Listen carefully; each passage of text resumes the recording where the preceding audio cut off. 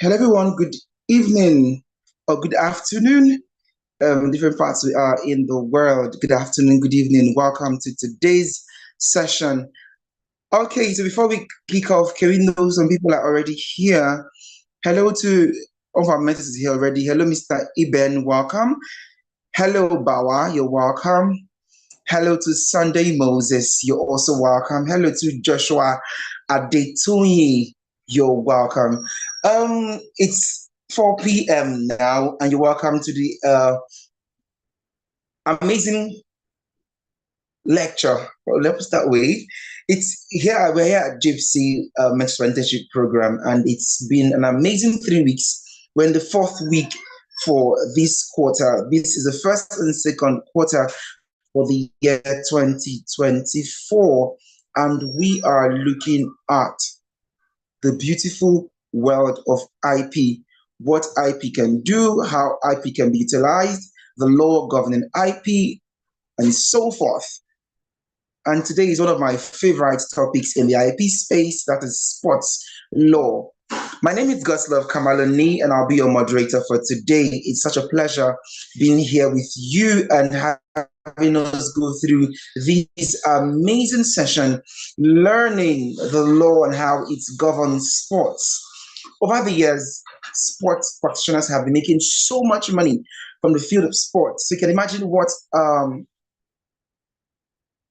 IP enthusiasts, lawyers, and the likes who have good knowledge about sports would also be benefiting from this knowledge and how to apply it in the IP space. Okay, having said that, one more time, welcome to the IP course in the Jiipcc mentorship program, first and second quarter for the year 2024. Moving forward, do not forget that registrations for next quarter has already begun.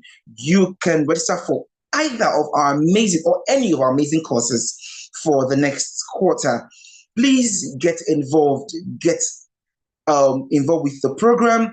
You can get as many courses as you would prefer, as long as it's going to add to you positively. And of course, here at Jiipcc, every course is going to add to you positively. Yes, you can always refer to people to join the program. One good thing about Jiipcc is when you get this knowledge, it's not for you alone. Ensure that you're also sharing it to people to benefit from this amazing platform. Okay, so we have one of our mentors here already, and we want to kick off immediately. We're having 3 mentors for today's session, so we want to make the best use of today's session. As a way of introduction, ladies and gentlemen, I would quickly read the profile of already. Okay, thank you so much. Our first mentor here already is Eben Coin. Please, I hope, Mr. Eben, if I did not get that correctly, kindly help me with the pronunciation after this introduction. I really appreciate that. Okay, so it's Mr. Eben Coin. He is an associate attorney at BDP Attorney, a law firm based in Cape Town, South Africa. Eben has an LLB and LLM in intellectual property from Stellenbosch University. He obtained the LLB degree in the shortest amount of time possible while obtaining a distinction and a Dean's Merit in the area of IP law. If your profile is that outstanding, you should know that he's amazing. I love when I see distinctions and merit awards. Congratulations on that, Mr. Eben. It's really an honor having you with us. Okay, along the way, we're also going to have the amazing Mr. Karl Marx. We've had him over, Mr. Karl Marx, Mr. Max, Mr. Max Ikong, where he has been a friend of Jiipcc for years, and he's going to be with us as well. I call him the Mazi of IP. He's going to be with us as we journey through today's discourse on sports, as well as the beautiful Anri. She's really amazing, Rita. She's really amazing, and she'll be with us as well. She's a guru when it comes to IP and the sports law and how it works in Nigeria and, of course, around the world. Okay, I think so much said already. Quickly want to go over to Mr. Eben. to give us his opening on today's discussions and let us have the ball rolling. Hello, Mr. Eben. While you're going to check me out on the pronunciation, welcome to today's session. I will have your introduction. Over to you, sir. Thanks, Goslav. Yeah, Eben's completely fine. Surname is just Kun or Cohen, doesn't matter. Either way is fine. Cohen. I think I'll stick to that. Yes, no, Thank you. fantastic. So I love what Jiipcc doing. As you saw, I have a master's degree in intellectual property, but through the years I've done I've practiced now in sports, and the presentation I'm going to do today is actually a little bit removed from the IP sphere. I'm going to give everyone here a brief overview of how alternative dispute resolution works in football specifically from FIFA's point of view. That naturally dovetails with IP, because obviously IP issues such as image rights and broadcasting rights are sometimes dealt with in the ADR sphere. But I trust my learned colleagues are going to touch more on the actual substance of what IP is in sports. Today, I want to lecture you a bit on the procedure. Now, Godslav, I'm not sure if I'm able to share my screen. Yes, I am able. Just the little presentation I've made here. Okay, just shout. If everyone can see, can you see God's love?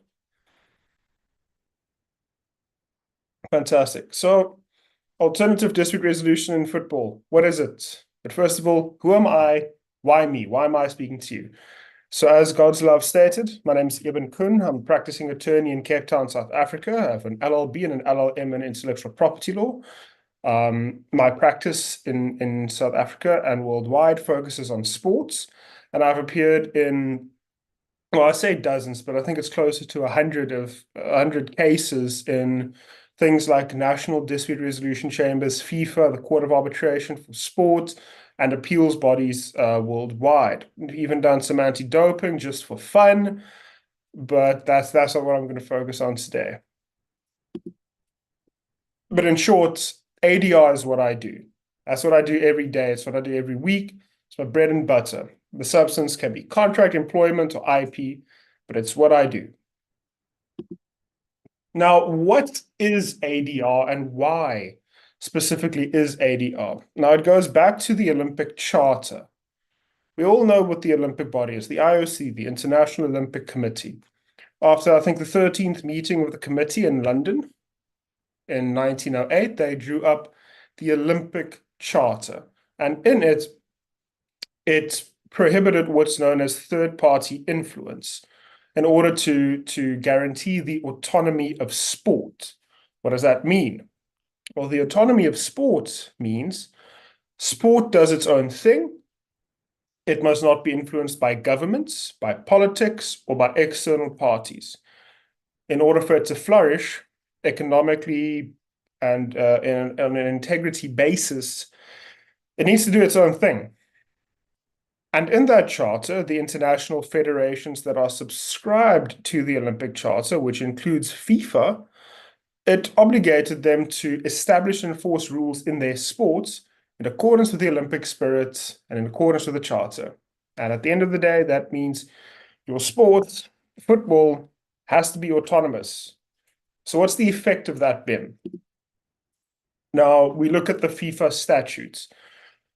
The FIFA statutes, like the constitution of FIFA, it's binding on all FIFA's member associations, like the Nigerian Football Federation, the South African Football Federation, the English Football Federation.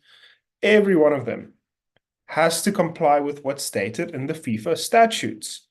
And the FIFA statutes simply say, as you can see in Article 58.2, recourse to ordinary courts of law is prohibited unless specifically provided for in the FIFA regulations. Recourse to ordinary courts for all other types of provisional measures is also prohibited. Now, to that point that I want to point out the irony here, right? It's called alternative dispute resolution, but we're not really provided with any alternative. FIFA says we can't go to a court. Now, in the first part of Article 58, you will see mention of what's known as CAS. I'll explain it in a bit more detail later and provide color to that body, but that's what's known as the Court of Arbitration for Sport. It's in Switzerland, in Lausanne, and it's sort of like the federal court in America, the Supreme Federal Court. It is the body that we listen to, but more on that later. Now, the various ADR bodies that we find in football. You have national dispute resolution chambers. As you've seen, Article 58 of the FIFA statutes obligates member associations to ensure that things are kept out of the ordinary courts. The corollary of that is that what's known as national dispute resolution chambers are established. So, like the National Soccer League Dispute Resolution Chamber in South Africa, or the Nigerian Football Federation's Dispute Resolution Chamber, theoretically. These are the national bodies. They deal with matters relating to employment-related disputes between players and clubs, or transfer fee-related disputes between clubs and clubs, signing on fees, and, importantly, image rights disputes. But we can touch a bit on that later. After that, we get the FIFA Football Tribunal. It's split between the Dispute Resolution Chamber, the Player Status Committee, and the Agents Tribunal. The Player Status Tribunal deals with what's known as players' status. Are they a free agent? Are they contracted to a club? What's their status? The Agents Tribunal obviously deals with everything that relates to agents, and the DRC deals with everything else. Those are the constituent bodies of the FIFA Football Tribunal. Now, you'll note that it seems that the FIFA Football Tribunal and the National Dispute Resolution Chambers does the same thing. They don't. I'll explain that a bit later. And then TASCAS, Tribunal Arbitral du Sportif, or the Court of Arbitration for Sport. That is an appeals body in most cases, where appeals from the National Dispute Resolution Chambers or the FIFA Football Tribunal is heard. But it could also be a body of first instance. As we saw in Article 58, recourse to ordinary courts for provisional measures is also prohibited. That's where CAS comes in. If in sport you need provisional measures like an urgent interdict or urgent relief, you go to CAS. Now, like I said, what kind of disputes are we dealing with here? NDRCs, they deal with employment-related disputes, transfer disputes, compensation disputes, agent disputes. The FIFA Football Tribunal does the same thing.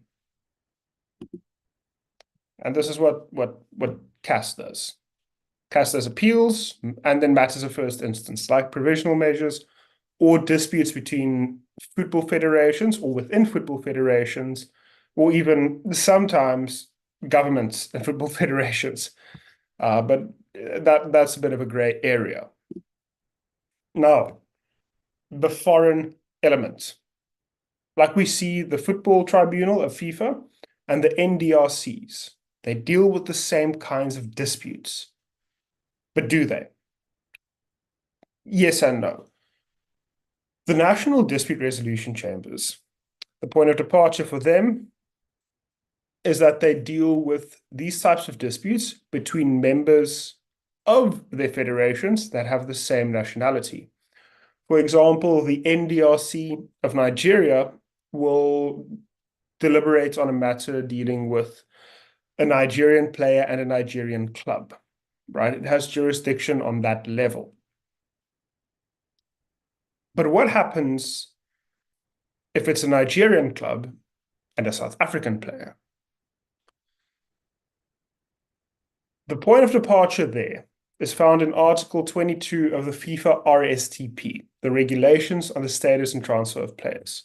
Article 22 says, FIFA primarily has jurisdiction to deliberate on employment-related disputes, contractual disputes, transfer disputes, etc., between stakeholders in football where a foreign element is present. Now, what does that mean?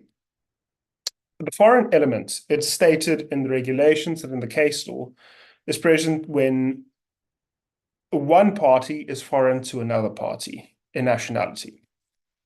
Now, what happens when you have dual citizenship? That's something interesting we can maybe discuss later, but I'm mindful of the time we have. But that's what it is. FIFA is for foreign disputes. NDRCs are for local disputes. NDRCs, however, if they comply with Article 22 and Circular 1010 of FIFA, can actually deliberate on foreign disputes. It just needs to meet certain criteria. That criteria being that an arbitrator is appointed, that is appointed through a vote by both parties, with both parties of equal representation. The proceedings in the NDRC need to guarantee fair and proper proceedings and the legal principles of FIFA being applied and things like that. If that happens, then it can deliberate on foreign disputes. But an interesting case study has happened in South Africa recently. There was the case of Chris David, a Dutch player, versus Cape Town City Football Club, a South African club. Chris David had an employment-related dispute with his club. He took it to FIFA. He said, listen here, my club hasn't complied with my contract. I want relief. The club then said, hold on a second. Our National Dispute Resolution Chamber, the National Soccer League Dispute Resolution Chamber as it's known, complies with FIFA's requirements. It ensures equal representation from both parties, fair application of law, a right to be heard, and a right to appeal. Great. And FIFA said that's fantastic. Your NDRC is compliant, so you would have jurisdiction over the matter and FIFA won't.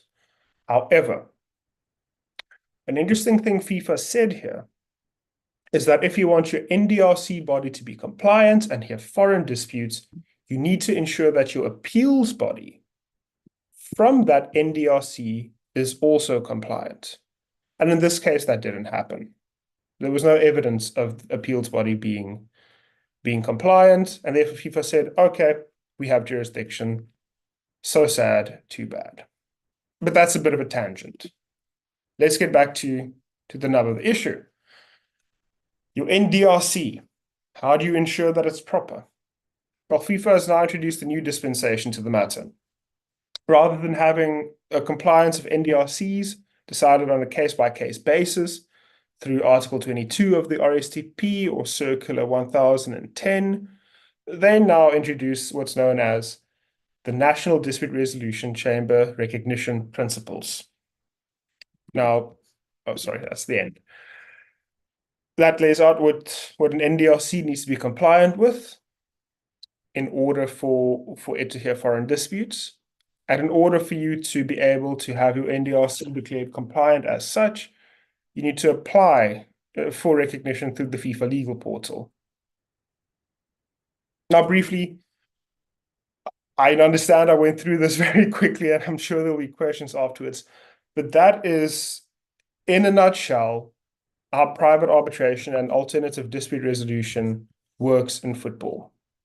I have my sources at the end of the slides. There's quite a few if you'd like to see them. And I'm just going to go off the cuff here. Football and sports, not just football, is based on autonomy, right? Every international federation in sports is obligated to ensure its autonomy and the prohibition of third-party influence. In other words, it needs to do its own thing. It needs to keep its matters outside of the courts, and it needs to make sure that a private arbitration system is in place for that to be done. Now, how is that done? Is it through statutes? Is it through regulations? No. It is through contract. And here's where we get to the IP part of it all.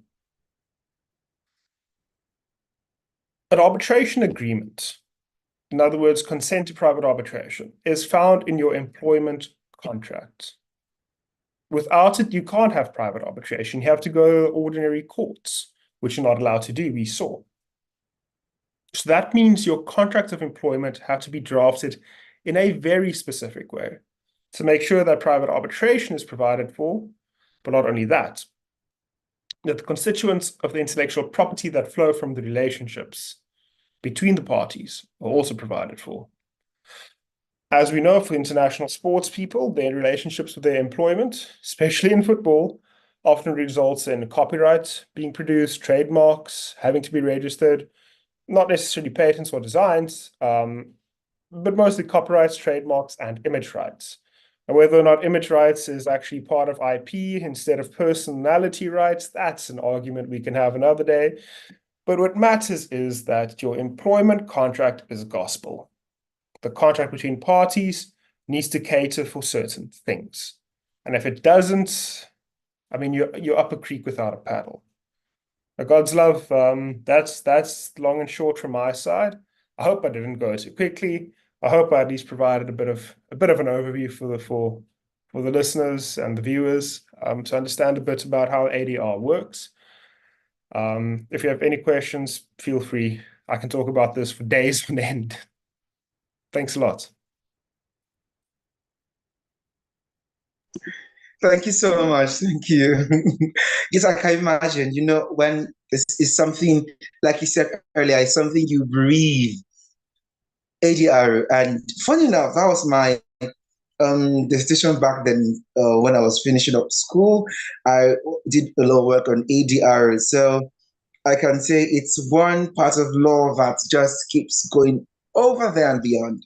Thank you so much. Thank you. So indeed, I will always say that I think with my first session with these particular course this year, please ensure that whenever a mentor is done giving an amazing presentation as this one, in the chat box, try to give some words, let him know you were here. To so mentees, ensure in the chat box, I want to know you're also here by giving a thumbs up, giving picking some words or some things he has said during his presentation, and let's say highlighting those things. And of course, saying a thank you when a mentor is done with their presentation.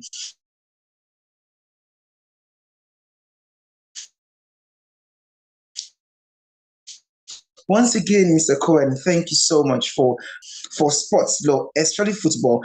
I think that makes sense now because there are a lot of cases we don't see a lot of cases in the football space, but we see a lot of we hear more about out of court settlements and ADR. So that means there are laws that state that these kind of disputes mostly should be resolved through ADR. So that's why we don't have a plethora of cases in courts from things like football and the rest, although we see them, but not as much as they should have been normally. Thank you so much again.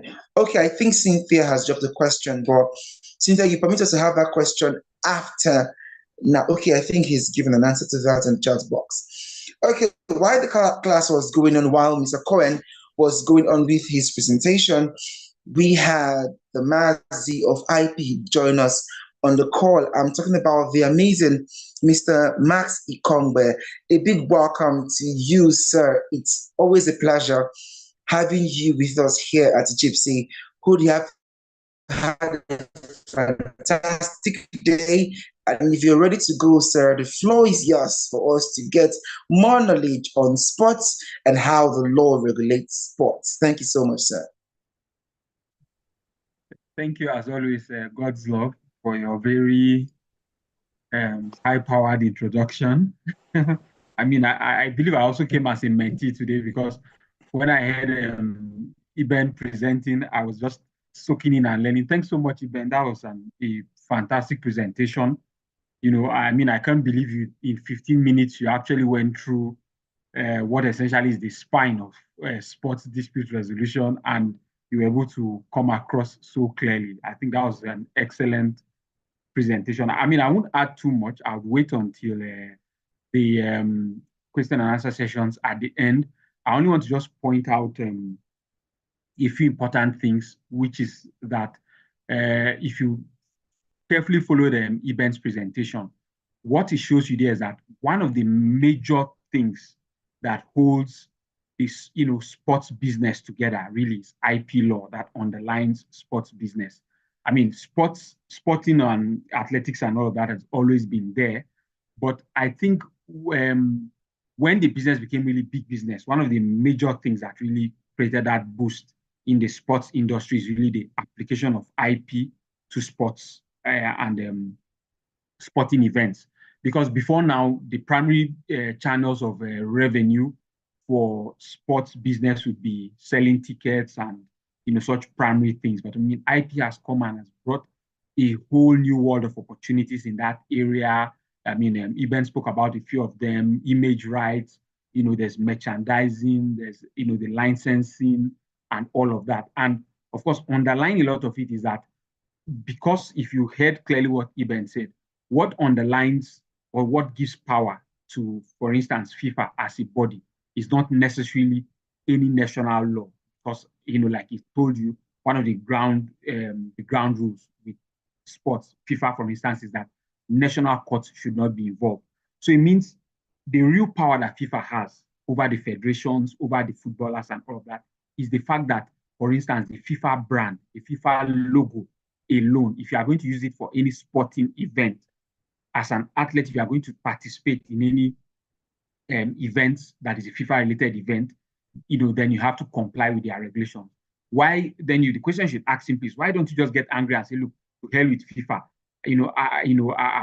I'm tired of all their rules, and I just want to, set up my own football league and all of that. Well, what's going to happen to you essentially is that you will not have the right to use the FIFA brand on that new sporting engagement you want to set up. And with that, you are not able to access. So, I mean, I'm sure everybody on the call is familiar with the recent issue on the video games, EA Sports, the producers of the very popular FIFA video game, and the fact that FIFA had to withdraw that license from them. So you can imagine how powerful the FIFA brand is, that the brand itself has become to a large extent, the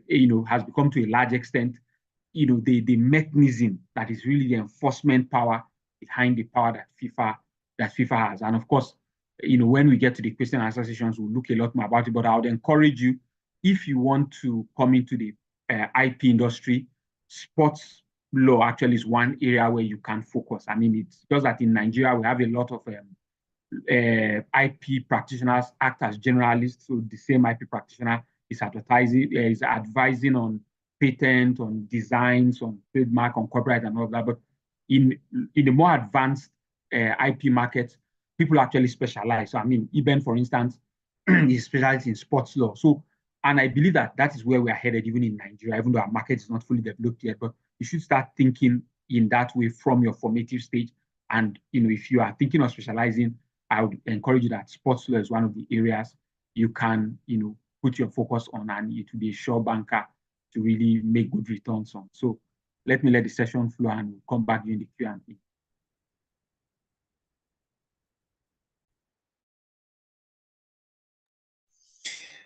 Okay, Mr. Max, thank you. Thank you so much. I'm so happy. I'm seeing the chat box really engaging. Thank you again. Thank you again. Okay, so far for now, we have two of our mentors with us. So we'll quickly move over to the mentees. I'm seeing that a lot of us are football fans. So for sure, this is going to be one very interesting topic. I hope we also discuss other kinds of sports, but I know that when we use football, it's majorly, should I say, the most celebrated sports per se. So we're using it as a reference to other kinds of sports. Okay, so ladies and gentlemen, we're moving on to our presentation from today, and those allotted for that is Group 2. Please, the presenter for Group 2, the floor is yours for your presentation, and you have exactly 7 minutes to give your presentation. Please, the presenter for Group 2, the floor is yours. Thank you very much.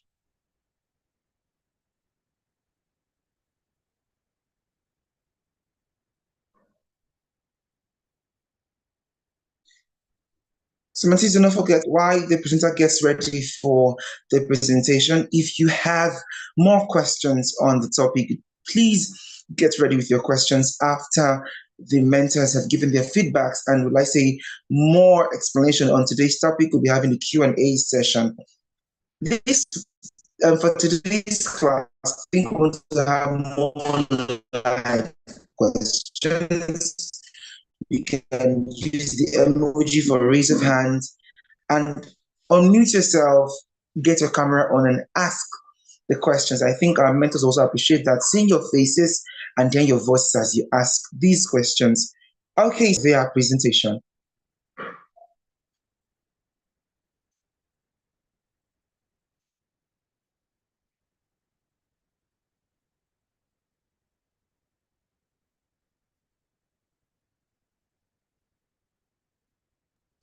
Good afternoon, everybody.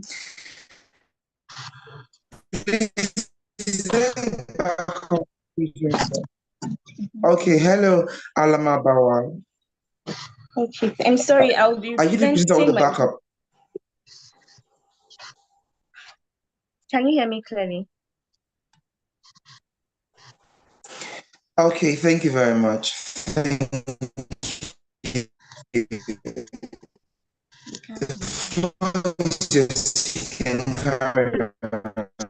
Sorry, my network is crazy and the feedback is quite slow.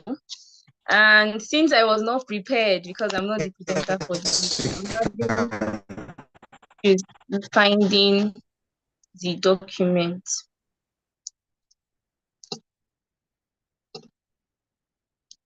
Is it okay if group one goes first, then I go next? I'm trying to sort myself out and I wouldn't want to waste more of our time than I already wasted. Okay, sorry, Bawa, I think your network is really, really.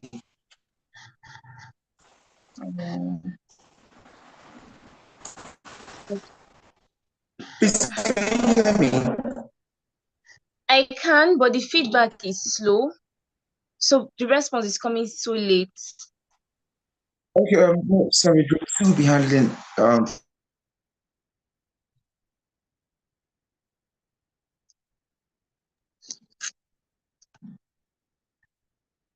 It seems God's love internet is a little bit slow, but we can hear you. So I believe you can go on with the presentation. Okay, I was wondering if group one could go first. I'm having issues finding the document. I'm trying So to. I'll be sharing the slides for you. Oh, So the awesome. slides will be Thank you. displayed on the screen. So you can just go ahead with the presentation. Thank you very much. Okay, so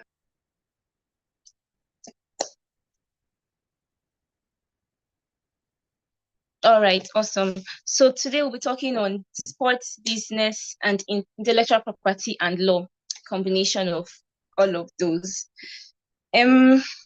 Next slide, please. All right.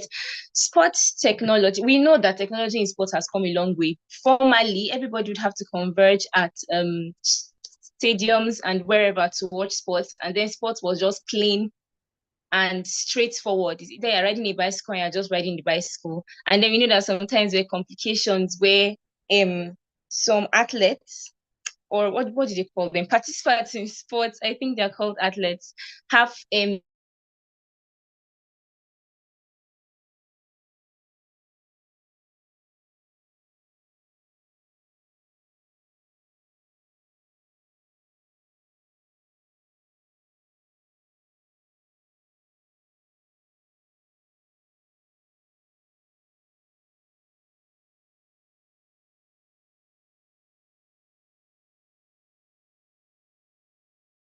can you hear me? For a while, we're not hearing anything you were saying. I hope that was not just me. Oh, I I'm hope that sorry. was just me. But we can hear you now. Okay. Can we go to the next slide, please?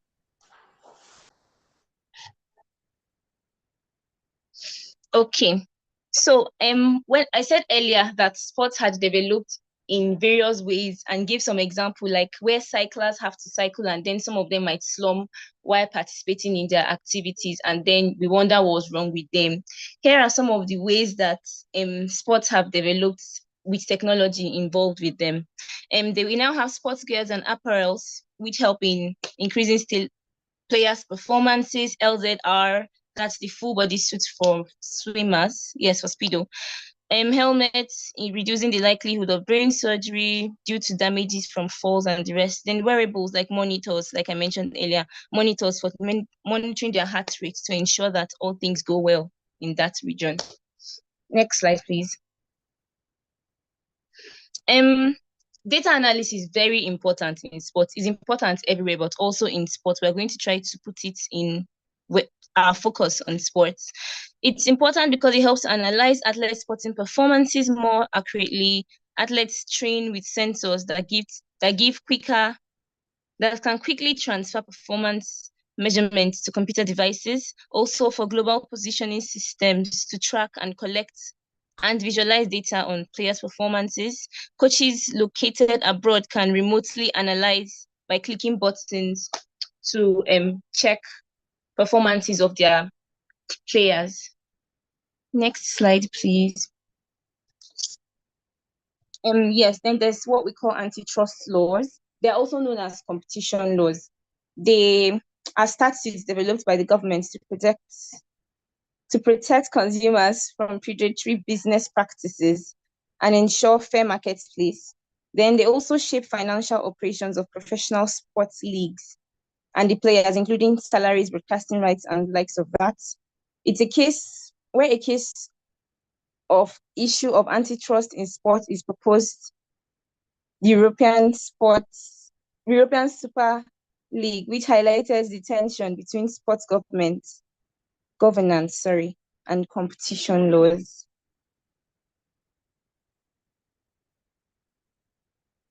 So on to the next slide, please. That's just the summary of what antitrust laws are.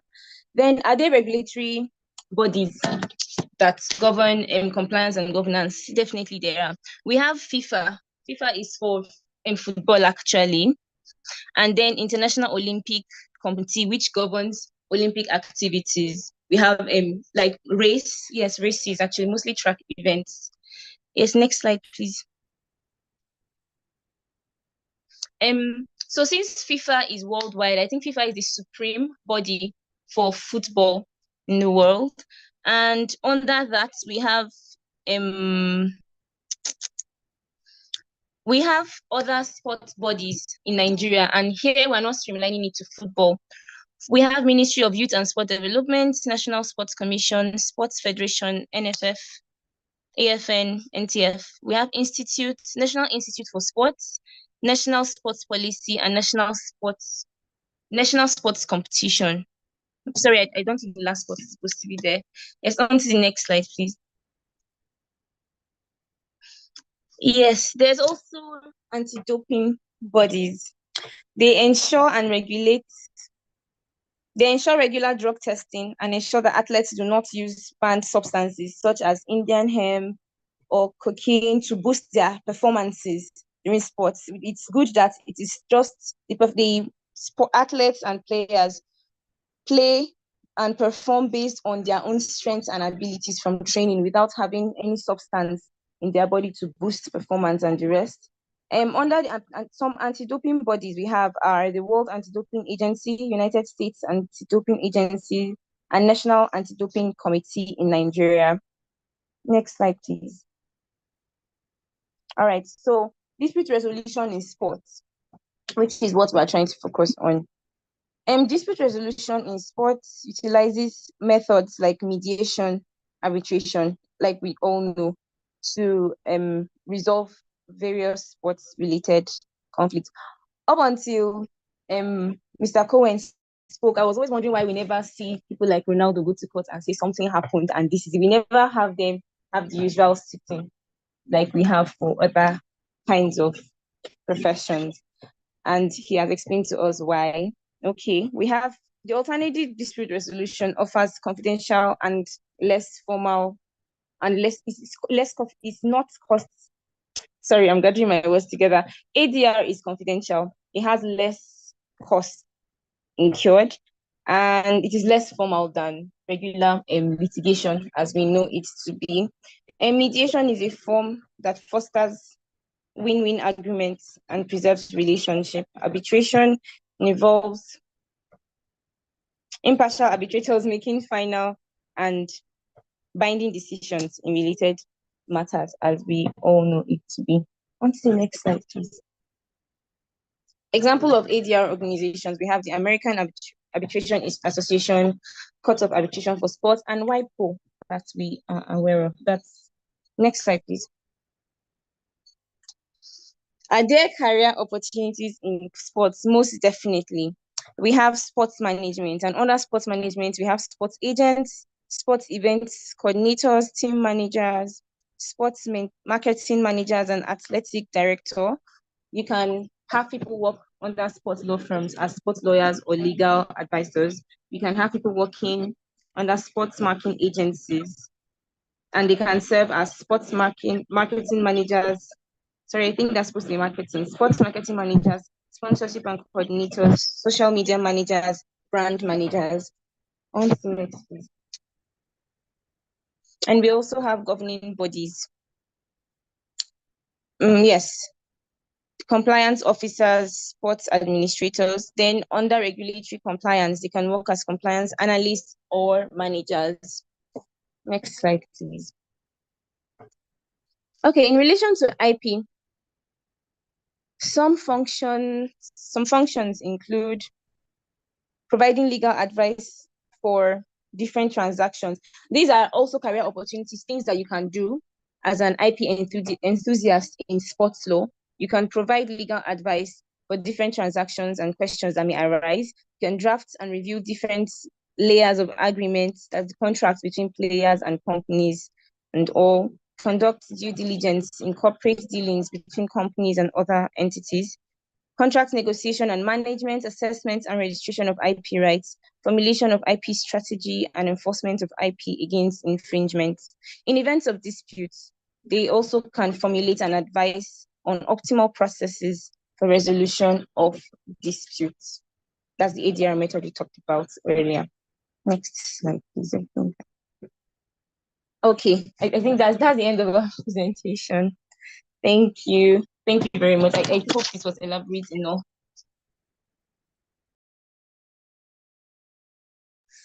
Okay, Bawa, thank you. It's one thing to step up for someone else who was going to present, and I would say you did a good job. Who knows? Maybe we're having you here one of these days as a mentor at Jiipcc talking about sports law. But I can say you did a fantabulous job. That was a good presentation on the topic for your group. Okay, information getting to me that you're welcome. Information getting to me is that group one is ready for their presentation, and we're going to be having two presentations today. So, group one presenter, please, if you are ready for your presentation, please take over now. 7 minutes, the floor is yours. Thank you.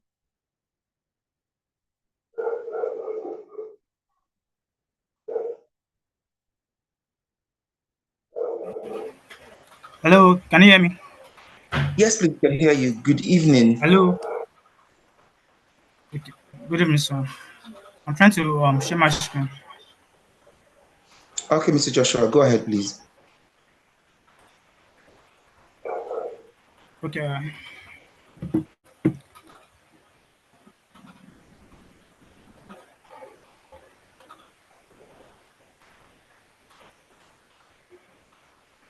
Can you see my screen? Hello? No, not yet. Okay. Can someone help me with it?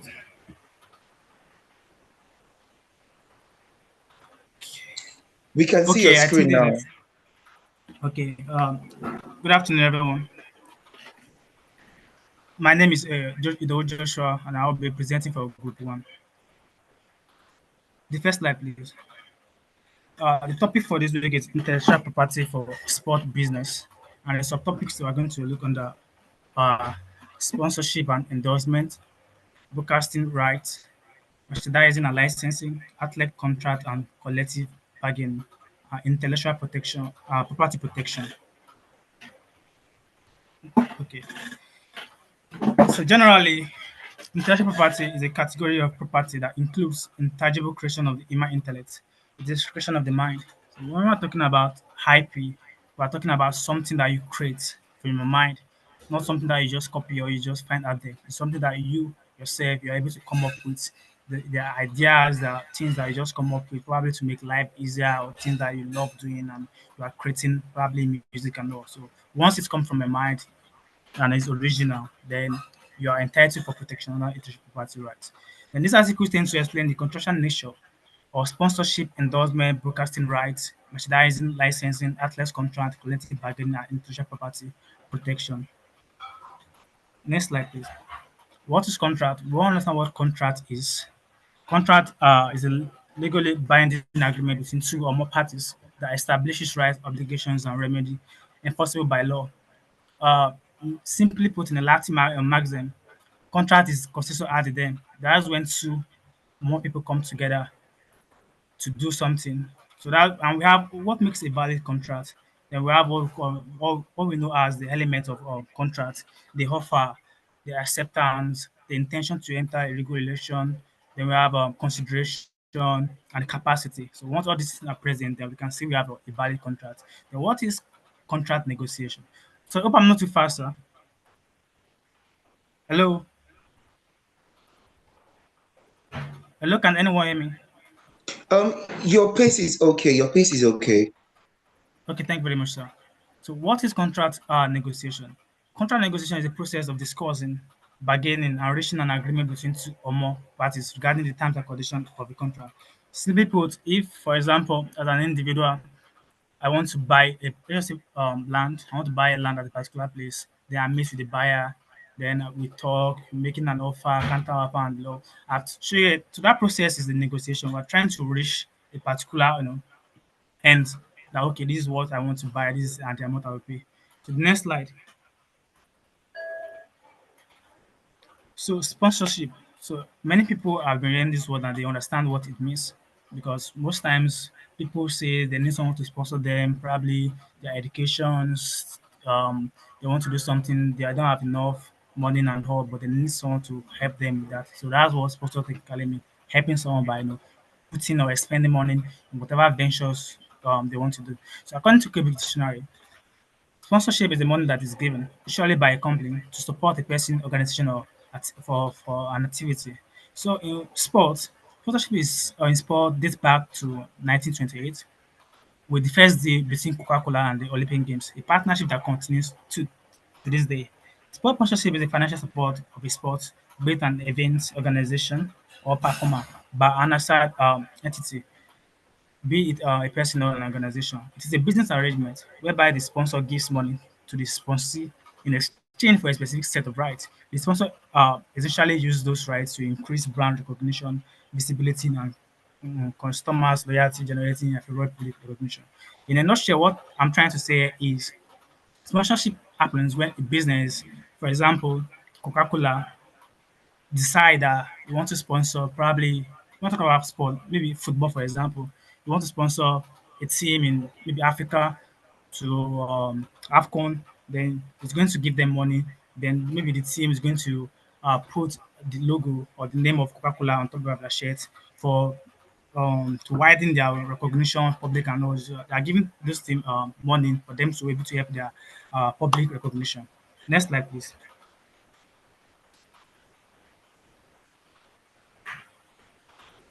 Next slide.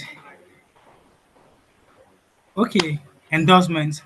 What do you mean by endorsement? Endorsement is a form of public support or approval. Endorsement typically refers to agreement where athletes or sport personalities agree to promote or endorse product, brand, or service. Just like you can say a Taylor Swift um, drinking Coke. So indirectly is the way saying that okay, she's endorsing this drink and all. I think there was a time that Cristiano Ronaldo was interviewed, and I think he talked something about not allowing his kid or his child to drink Coke because of the sugar and all, and it affects um his child. I think after that interview or something, I think it affects generally the um I don't know how to call it, but it affects Coca-Cola because their stuff dropped and they were not even making enough sales and all. Please, the next slide. Implications. No. Sorry, this is not the next slide. Yeah. Implications and benefits of sponsorship and endorsement. Financial opportunities. Um, for example, as an athlete, apart from the wages you collect from your club, your team, and all, so if you endorse, for example, if you are endorsing Coca-Cola drink, maybe you have an agreement with them okay, to endorse these things. You're going to get some other additional money. Then brand exposure and credibility. So imagine a company in Nigeria sponsoring a team, probably in South Africa, and or a football team in South Africa. So if the team is playing every whatever competition they are playing domestically and internationally, if they have the name and the brand of the clothes of the that particular company on their shirts, it's going to expose going to expose the brand and make it known to the worldwide. Consumer influence too. If a particular player is endorsing what is it called a particular product and or it somehow influence the consumer which are maybe fans who love that particular footballer. For example, if CR7 is endorsing a particular product, his fans will want to get it to probably jewelries or Rolex or whatever. Market competition, they will have ethical consideration. Um, Teams and athletes are always considering have this consideration in their mind that if you are trying to endorse a particular good, it has to be a good with a good quality because it tends to affect how they look at the team. If the team is endorsing a product that is bad out there, then you have dispute resolution. This resolution simply means ways of settling dispute that arises from sponsorship or whatever conflict in intellectual property rights with sport industry. And we have different ways that we can resolve. And most times this has to be pre-included or included in a contract that okay, in case anything happens, then we have to resort to either arbitration, litigation. So the next slide is expert opinions and how. Then we have rules that govern conduct. We have sport governing bodies regulation, FIFA for like football, NBA for the likes of basketball. There's athlete contract, there's anti-doping regulations. I think there was a time that Papuga breached that and affected his career and the others. Please, next Okay, one. sorry, Mr. Joshua. I think now you're pretty fast. I'm Now speaking you're like pretty fast. I don't think I You're have much speaking time pretty again. fast now. Do I still Okay. have much time? Almost time to round off though. So that's one. I have left to go. Who's I next, know, please? but you still need to let us enjoy the presentation still. But carry on. Okay, thank you very much. And I will come. I will raise my paste. Next slide. Yeah. Broadcasting rights are rights which a broadcasting organization negotiates with the commercial concern, such as sports governing bodies or film distributors, in order to show that the company to show that company's product on television or radio, either live, delay, or highlight. For example, imagine Manchester United having a match at Old Trafford, then they can give the broadcasting right to probably some TVs and all to be at the stadium to record and broadcast the match, the highlight and all. So then such TVs or media, whatever it is that are there, they have the right by the extension to send and broadcast it at their own TVs, their channels and their own. Then the next one, types of broadcasting rights. We have collectives and individual. Collective here is an agreement to broadcast the games of the club within the league. For example, if EPL gives a right to maybe Super Sport in Sub-Saharan African, Ben Sport in the Middle East to cover probably every EPL match for the season, or it can be individual where clubs are the one that actually give that right to this particular broadcasting company to have access to their games. Then we have which one is the next one? Enforcement of broadcasting right, right? Yes.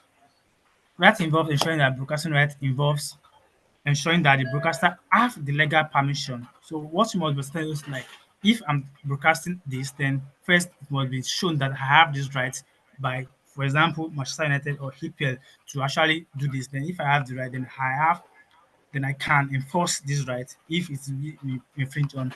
Then one of things that help is the government and the broadcasting rights, broadcasting organizations can help to ensure this. Then we have merchandising and licensing. This involves granting permission to third party to use the IP assets.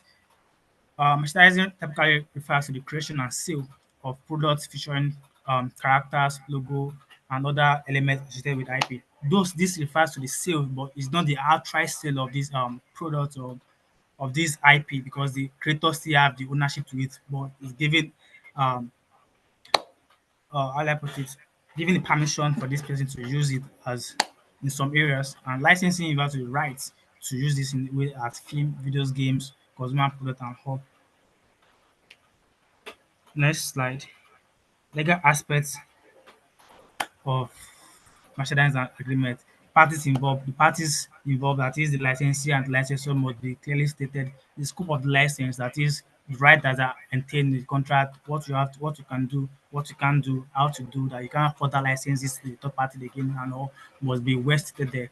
And the terms and conditions too must be there. Determination, if any of these things is done, determination, liabilities and all, the rights and the payments, how much should we pay, the intervals, uh, quality control, intellectual property rights, indemnification and liability, dispute resolution. Like I said earlier, when they are making the agreement and the contract, they have to include how to resort dispute before resorting to litigation, probably if they are and all.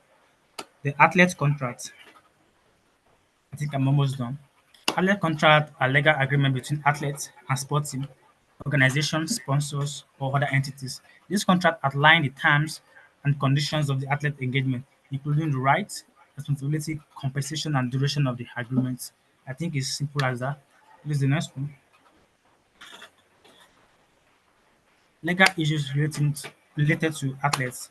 One, contractual obligations, the image rights, intellectual property, injuries and health concern, dispute resolution, non-compete and trade secrets, performance incentive, endorsement and sponsorship, governing laws and jurisdiction, behaviors, expectation. This are just has to do with legal issue relating to athletes.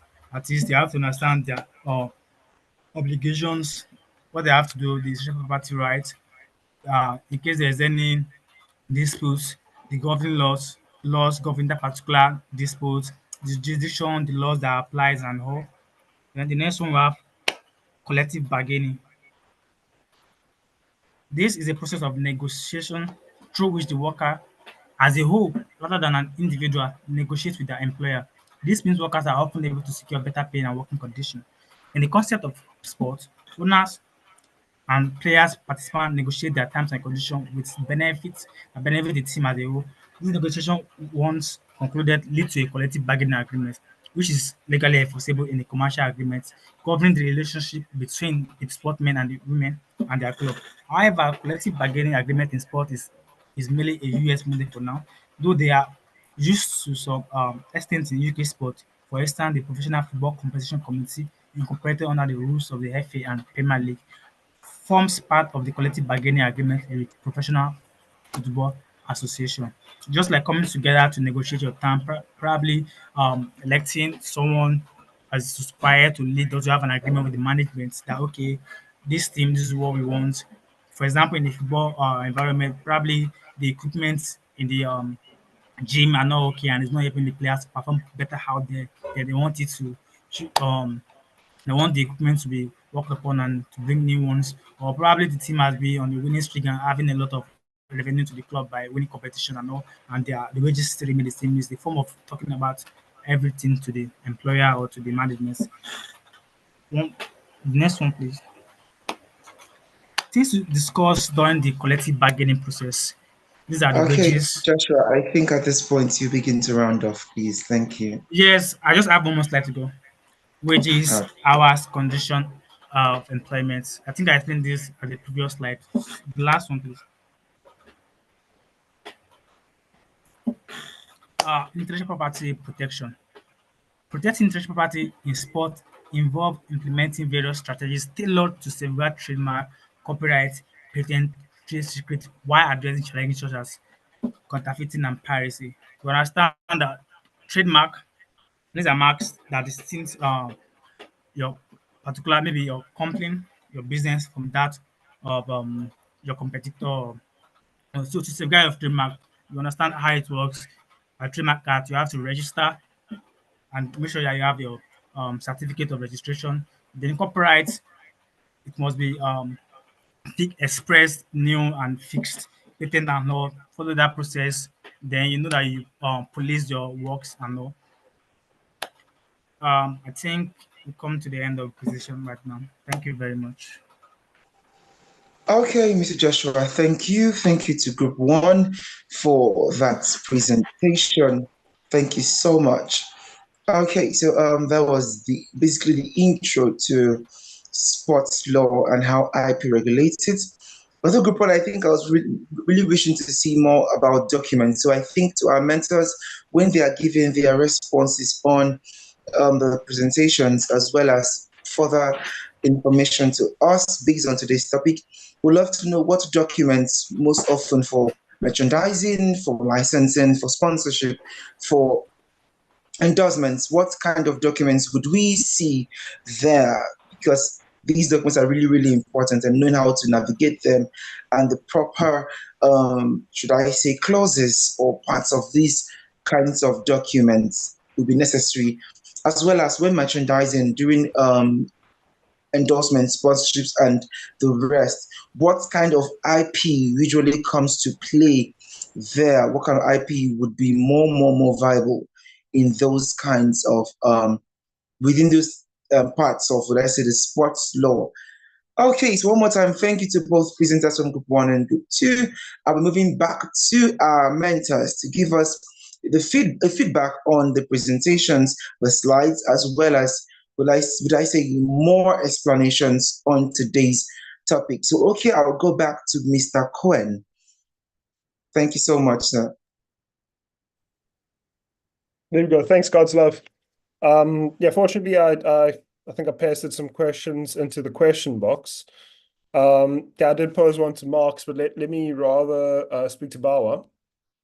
Bawa, just one thing I'd have liked to see about the sports performance data that we see from the GPS chips and whatever that's put onto the uniforms. And I'm mindful of the fact that you were constricted in time, but the fact that in some leagues, and also some football leagues, actually prohibit clubs from using that performance data for anything other than performance. And what dovetails with that is that those leagues actually seize they take the copyright in that performance data and license it out to betting companies.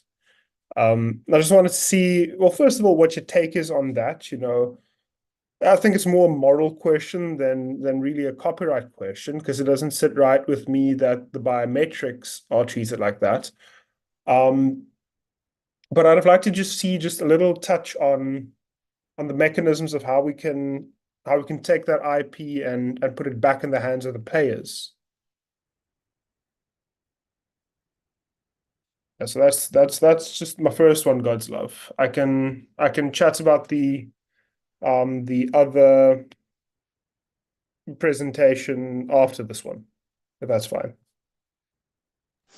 Okay. Although I'd love to just hear your thoughts on both of them as we move on. But thank you again. Thank you. And I'm really enjoying the conversation in the chat box. Mentees, if you're not following chat box, you're missing a whole lot. So there's someone called Zaltan or Zalatan. I think I'll check that. I'm not really much of a football person, but I think I'm learning some things here with some footballers. Okay, so over to Mr. Max. Please, sir, what's your take on the presentation, sir, done today by the mentees?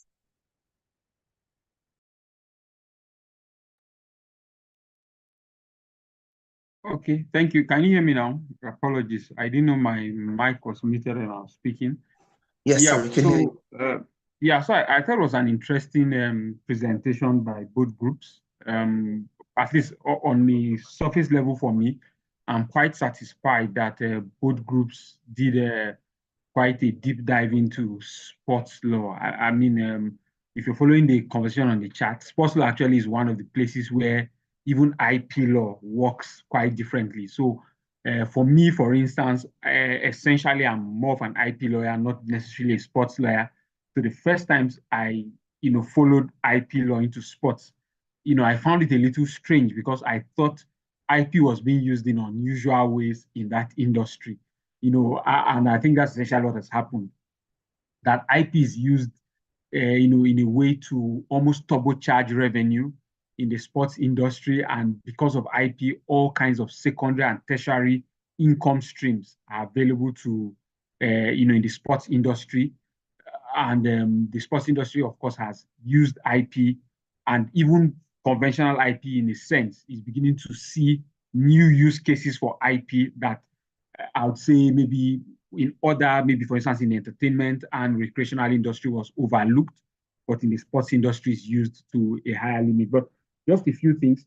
Group one, Joshua, in your presentation, I don't recall seeing you mention anything about ambush marketing when you were, discussing some of the issues on sports, sports marketing endorsement and all of that. I think it's just important to draw your attention to that one of the really huge issues when it comes to sports marketing actually is the issue of ambush marketing. So ambush marketing is it's a term that arises in sports marketing, because in sports marketing, to a large extent, what happens is that when you have sports events, major sponsors are gotten for those sport events. So ambush marketing happens where a brand or a company that has not gotten official, hasn't gone through the official endorsement process, chooses to identify its brand with that sports events. Of course, the most popular example is in the case of the Olympic Games.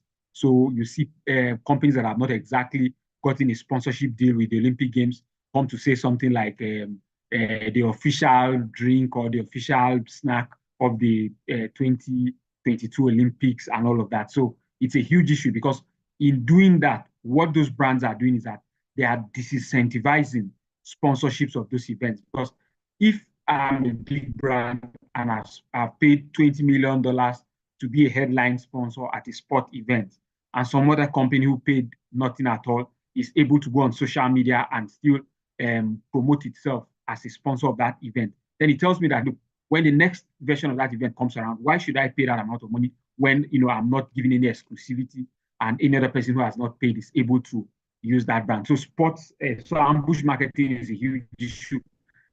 Personally, because I'm an IP lawyer before I became a sponsor, sometimes I think it goes a little bit too far. So, for instance, during the last Olympics, it became such a big deal that even brands that as much as tweeted to congratulate their national teams, they're not necessarily trying to promote themselves as sponsors of the games, but just simply saying, we congratulate Team Nigeria or Team Kenya, Team South Africa for XYZ achievement. And that was flagged as ambush marketing. So, for me, I think there's a balance that needs to be put in place, because sometimes maybe it gets a little too aggressive. But then again, like I said, I would understand why the event promoters, the international sports organizations would not want anybody at all carrying out any subtle or disguised form of ambush marketing. And I only wanted to lastly throw in an interesting scenario when Joshua and Present for Group One mentioned about some of the implications of endorsement. So I don't know if you follow the news, but there's recently a news that's been going around that some people want to bring a class action against Cristiano Ronaldo in the US, worth over $1 billion for endorsing and promoting the Binance platform. And they're essentially saying that because Ronaldo endorsed and promoted that platform, they invested and they've lost a lot of money, and they want to bring a class action against him. So just to hone in the point that endorsement is actually a big deal. So you have to be careful. So you were right, Joshua, in mentioning that there are ethical considerations. So it's happening a lot now that influential people are challenged even on social media for endorsing brands that may not, for instance, have proper sustainability models, brands that are engaged in some antisocial activities and all of that. So endorsement is actually a big deal. So I mean, if you are an IP practitioner, one of the easiest briefs you would get would be to represent influential people, brand influencers, for instance, and help them draft and negotiate agreements. These are some of the advice you must give to them.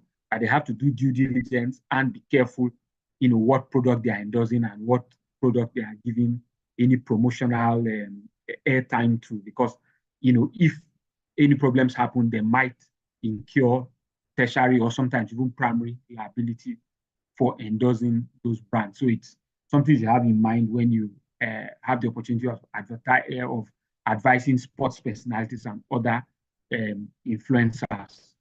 Thank you. So God's love, back to you. Okay, thank you so much, sir. Thank you. So, mentees, you've heard it from the pros. Yes. One thing I trust our mentors here at Jiipcc. I was a mentee, like I always say, after a presentation, it's more like the lamb to the slaughter. But the good thing is we get so much knowledge after that. For example, I know sports law was one very interesting part of the Jiipcc program for me in the IP space. And all these things are things we look out for. Okay, so our mentors will be coming back to you again to get more insights on today's topic. And I think I'll really solicit that. Let's see how we can break down the parts of IP that falls into the work a whole lot rather in the sports space.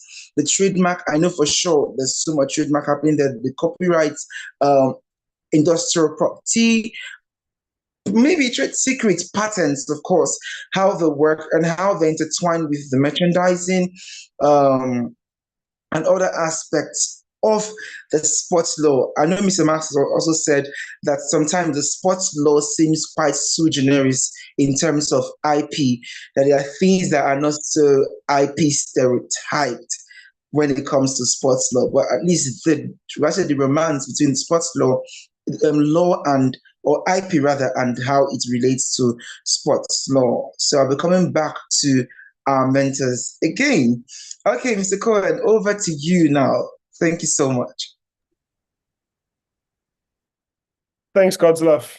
Yeah, one thing I wanted to mention about the second presentation is the actual act of IP registration. Now, we know copyright protection isn't pursuant to registration, but things like trademarks, design, and patents are. And one thing we have in Africa is something like a repo or ORP, our regional and continental IP registration hubs.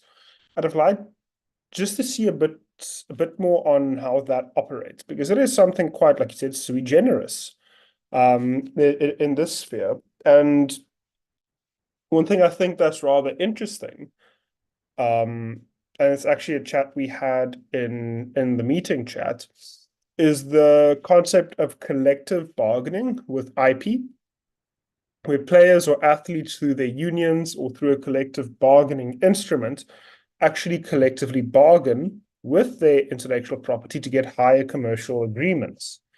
Now, my question in that sense is, isn't there a way we can leverage ORP or repo in order to regionally protect IP of athletes, and perhaps doing that through, continental federations?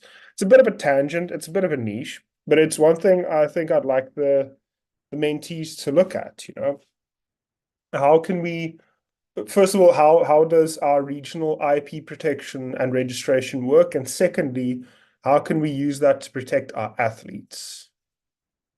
So that's just one thing I wanted to mention. I wanted to mention something else, but I forgot it now. It slipped my mind. Yeah. Okay, thank you so much, sir. Thank you. Okay. I miss all of the chat. Yes, Joseph, you miss all of the chat. Like I said, when you're in a Jiipcc course, ensure that as a listening, go to the chat box. I'm really enjoying the chat box as well today. Okay, Mr. Max, over to you. Let's get some more insights on IP and sports. Thank you so much, sir. Okay, thank you again, God's love. I'm really enjoying the conversations, and like God's love said, you need to really be in the chat box as well. And thanks so much, Eben, for raising some of those really thorny issues. I mean, if you had followed the chats and one of the discussions we've had, in the chat, Eben raised the issue that FIFPro, which essentially is a union of footballers, and you have to bear in mind that FIFPro doesn't have a direct agreement with each footballers. Rather, FIFPro has agreements with the national football unions, and then also sometimes direct agreements with the football leagues or the football clubs themselves. And there's quite a lot of controversy about the fact that FIFPro has the right to license the image rights of footballers and of the clubs, and does that without direct, inexplicit agreement or permission from the players themselves. Like I mentioned earlier, it's because in the world of sports, IP has taken on quite a different dimension. It's quite complex, and I think because of the motive for profit also, people have gone over and beyond and have stretched IP law into doing things that ordinarily, in the other conventional industries where we have IP law play such an important role, perhaps IP law has not been exploited, that far. So for instance, in the entertainment industry, it's also another industry that is very heavy on the use of IP as one of the foundational factors in the business model in the entertainment industry. But in the sports industry, I believe IP has gone a lot further than elsewhere. So you must bear that at the back of your mind that, like I said, if you are thinking of an area to specialize in IP, then certainly sports IP is a good area because it's really lucrative at the moment. I'm sure you saw the stat put up by Eben as well, that the South African Cricket Association has a trust that is over $1 billion South African rand, which I'm sure, Eben, if you correct me, I believe in dollars that'd be somewhere about what that should be about over 100 million, I believe over 100 million US dollars. So I mean that by any chance is really significant. And if you are aware of the plight of a lot of athletes, or footballers particularly in a place like Nigeria, they retire and then they are just back into penury, and it looks like they were never that very popular figure who had made a lot of money during his playing days, because somehow they have nothing to fall back on. And that's what I meant when I said earlier that in Africa, a lot of sports personalities still rely on primary sources of income, which would be the wages. They have not yet discovered the secret using IP to bring in secondary and tertiary sources of income. And it's something that I'll challenge you, the mentees, that as you go into your career as a sports as an IP consultant, you should begin to think of clever ways to use IP to better the lot. Eben also mentioned that maybe we should be thinking about a way to use some of the continental IP bodies, such as, of course, by now I'm sure we all know ARIPO and we know OAPI. ARIPO, of course, is a union of about, I think ARIPO has 18 or 19 now, I'm not too sure, mostly English-speaking countries, and they have a loose union around the IP. But OAPI is about 16. There are more Francophone countries in OAPI, but OAPI has a more unified IP administration system. But I agree with Eben that perhaps we should think about using some of those continental bodies to design a unique IP framework that will benefit our sports personalities. It is too bad that the person who has risen to such heights in sports retires and then suddenly, is completely living in penury and dies off in penury without any a kobo to his name.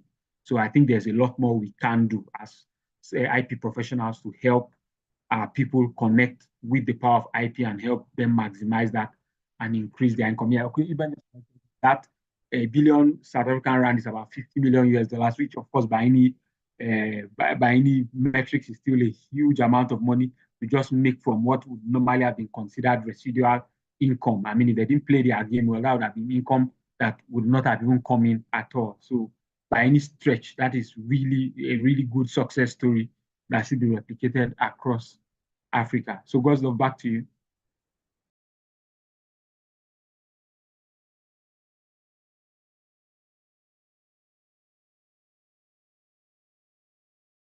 Okay, so I guess Eben, Eben, you Sorry, can I've go been on. talking since I didn't know that I was still muted.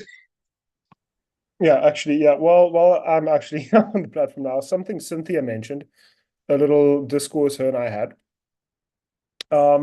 She said, are there instances where athletes can settle disputes in a civil court? So that's the interesting thing here. Now, in contract law, we have this principle called pacta sunt servanda, which is Latin for basically the party's election prevails. So what you contract into, that should be upheld. It's also called the sanctity of contract. Now, Article 58 of the FIFA statute says that recourse to ordinary courts is prohibited, but almost paradoxically, I'll actually share this one on the screen for you. It's something I find incredibly interesting, but it works in practice. If we look at Article 22 of the FIFA RSCP, like I discussed, it says, without prejudice to the right of any player, coach, association, or club to seek redress before a civil court for employment-related disputes, the FIFA is competent to hear all these kinds of disputes. So that's the exception, you know. If you, in your contract of employment, state, hey, my employer and I can settle our employment-related disputes at the civil court, then that is the exception. However, it needs to be incredibly explicit. There was a case of, I think, Dortmund at the Court of Arbitration for Sport, where such a clause was actually scrutinized. And the Court of Arbitration for Sport said, okay, your clause says you can go to the courts in Germany to settle your disputes, but you didn't say exactly which court it was. So if you want to use that exception in your contract, you have to specifically say, let's say the Labor Court or the High Court of Nigeria will have jurisdiction to settle any employment-related disputes between the parties. That is the exception. Now, I don't know if you exactly saw the link I sent to Sunday Moses, where they asked, is sports dispute exclusively to ADR to be resolved? So like I said, yes and no. There's this exception. And the question is, what happens if you go to the ordinary courts and this exception doesn't apply? Now, the Trinidad and Tobago Football Association, I think it was 2013, 14, or not 2020, somewhere along that, a few years ago, they had a dispute between themselves. FIFA said, okay, you're not, ruling yourself properly. We're going to put you under administration. And then the Football Association actually took FIFA to the Trinidad and Tobago High Court. FIFA then said, that is completely contrary to your obligations as a member association, to keep things out of the ordinary courts. And they then suspended the Trinidad and Tobago Football Association. So yes, there's that exception for employment-related disputes, but everything else, it's ADR. If you don't, there's consequences. The same is true for other sports like rugby, athletics. That's not as regulated as football. There are more exceptions, but this is the prime exception in football, at least. And what's the rationale behind this rule? So that goes back to the autonomy of sport that I discussed. That goes back to 1908 with the Olympic Charter, where they said, sport needs to be autonomous. We need to have everything in-house, private, so that nobody, outside of our organization can get involved. They want sports to be in the hands of the sports people. And how do you do that? You make sure any disputes you have is dealt with that organization. As soon as you go to court, government gets involved, attorneys gets involved, etc. And then it's not autonomous anymore. Then it's not that private. So that's the rationale. We want to keep things private. Whether or not that's a good thing, that's something for a different day completely. But yeah, that's the answer to Cynthia's question. So back to you, God's love. Okay, thank you so much. Thank you so much.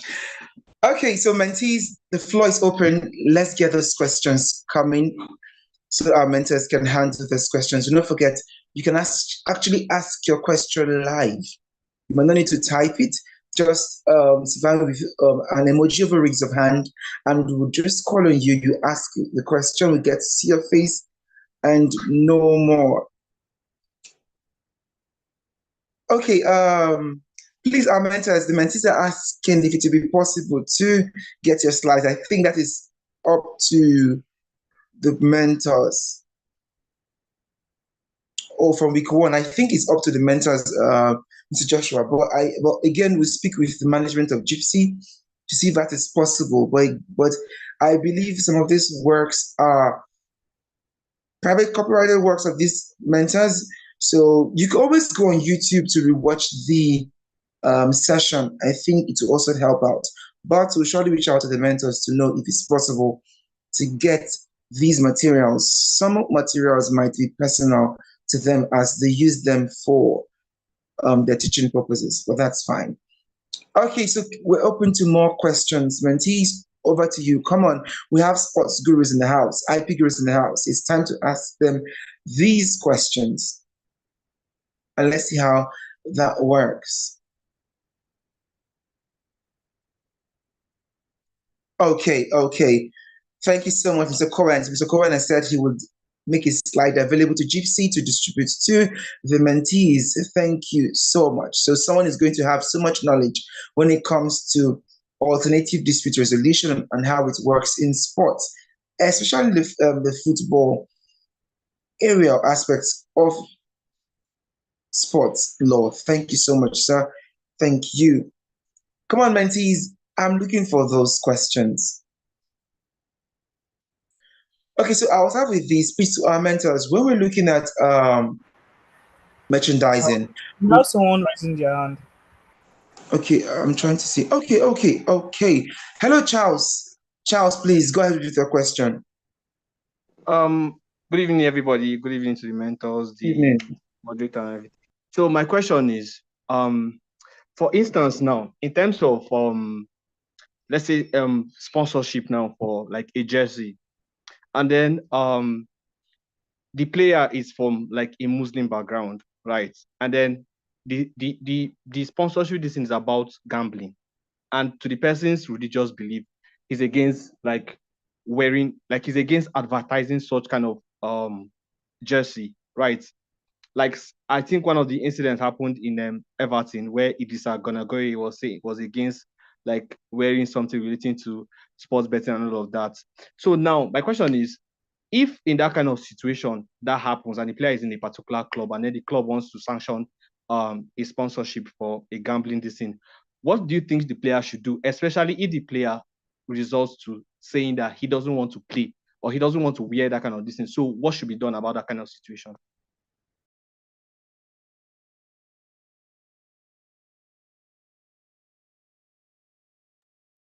Okay, it's open to either of our mentors, please.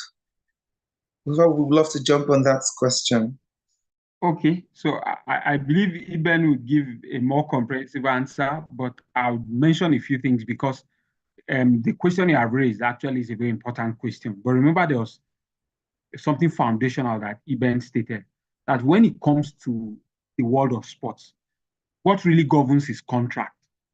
So typically within the contract, when a player is moving clubs or is getting signed on and all, that's why sports contracts are usually quite bulky because they have to provide for a lot of things, the image rights, the sponsorship matter, because of course sometimes athletes, so it's possible that an athlete, for instance, has signed an endorsement deal with a sportswear manufacturer, and then he moves to a new football club where he has to put on a kit manufactured by different, well, I know there are lots of those examples, and I'm sure Ben will be able to give us some of the specifics of those examples. So a lot of times, because it's based on contract, you sometimes, so part of the sign-on fees you see, sometimes to pay off, to release people from some of those contracts they have. So a popular example, for instance, was when Jose Mourinho signed for Manchester United. He already had an endorsement deal with, I can't remember which company exactly, but was a competitor to Chevrolet. Chevrolet at the time was the shirt sponsor for Manchester United. So part of the sign-on fees and the agreement would have involved paying off, releasing him from that contract he had just to ensure it. So sometimes when you see teams not able to sign players, these are some of the deal breakers. They're not able to get them out of a particular endorsement deal they have. They are not able to negotiate maybe sometimes because some players actually license their image rights to a management company and they don't manage it themselves. So it means when you are negotiating with that kind of footballer, you also have to negotiate with his image rights company as well. So it sometimes can get really complicated. So sometimes the work you might even do in the space is just doing basic due diligence for parties who want to negotiate such agreements, checking out things like existing agreements, whether they are still valid and all of that. And sometimes those agreements may, in the context of somebody who's based in Nigeria, you might have a foreign law firm consulting to help them check out certain things, agreements that the player had signed when he was still an amateur player here in Nigeria before he moved to Europe. So they just want to check out, those agreements, if they are still legal, if they are binding, and all of that. So it's quite complicated, but then it boils down to contract law and negotiation power, really. But I want to hear Ben's take on this. I'm also interested in hearing his take on this as well. Yeah. Thanks, Marks. Could we maybe have the question again, just so I can just refresh and answer comprehensively and make sure I don't repeat what you've said? Okay. I said that, like, in terms of someone's religious belief, right? Like, a club is trying to sanction a sponsorship deal on a shirt, trying to promote gambling, and the person the person's religious belief is against gambling, and he doesn't want to wear that shirt. Like, he doesn't want to promote that thing because it's against his religious belief and all of that. Like, it happened with Idrissa Gana Gueye with Everton, and then he was insisting that he doesn't want to play that because Everton were trying to promote like a gambling this and all of that. So my question is, what should the player do, like, in that kind of situation? Does he have any rights whatsoever based on his religious belief, or he strictly has to work on his contract? That's an interesting one. So normally it's case-by-case basis. But I'm going to use an example that's far removed from football, Formula One. I don't know if anybody here watches F1, but many teams like Ferrari or Aston Martin have beer sponsors like Peroni, or I think Stella Artois as a sponsor. Now, what happens when they race in countries like Saudi Arabia, Qatar, or the UAE is that those sponsors actually get blacked out. So logos on the cars get blacked out completely. The same is true for when teams play in Muslim countries. So yes, that you can shift that sponsorship obligation away when the venue requires it. But what about the player? Now, when I say it's on a case-by-case basis, it largely does depend on the contract. The contract can say, without derogation to any of your rights, you need to comply with our sponsorships, etc., etc., etc. And a contract might even state that, notwithstanding your beliefs or religion or whatever, you need to keep our sponsors happy. But sporting contracts, at least this is my argument. It's a gray area for now, but my argument is that sports contracts are guided by reasonableness in their enforcement. So if a clause in a contract is agreed to and pacta sunt servanda applies, it may nevertheless still be subverted when it's unreasonable. So let's say you and I enter into a contract and say, I'm going to work for you for 12 years without pay. Cool. We agreed to it, but is that reasonable? Is that lawful? And the same thing applies when an Islamic player or a Muslim player signs a contract and it obligates him to keep a team's gambling or alcohol sponsors happy. My argument would be that, what the player can do is he can engage with his union and have a discussion with the team and the sponsor. Because from my side, and we do represent players in the interest, and this is something I have theoretically dealt with already. In such an instance, negotiations immediately need to happen to make sure that that person's beliefs are respected, because, for all intents and purposes, your belief as a Muslim is, hey, if you endorse alcoholic beverages, you go to the Islamic version of hell. So it's not an unreasonable position to tell your team, hey, I will not be endorsing this because I do not want to damn my soul. As for whether or not that will stick or the play will be sanctioned, it's a very good question. I don't know yet. I haven't seen anything authoritative on the matter.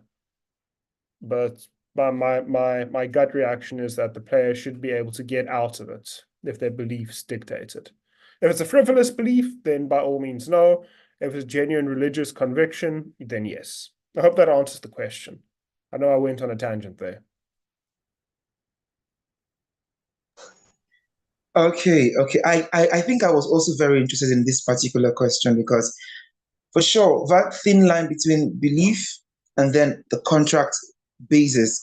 And we know that a lot of these talent management organizations have, would I say, a contract with their talents where they most often have some have final veto power in picking jobs on behalf of the talent. I think these are some things too that talents should look for in contracts while signing with talent managers as well as sports club.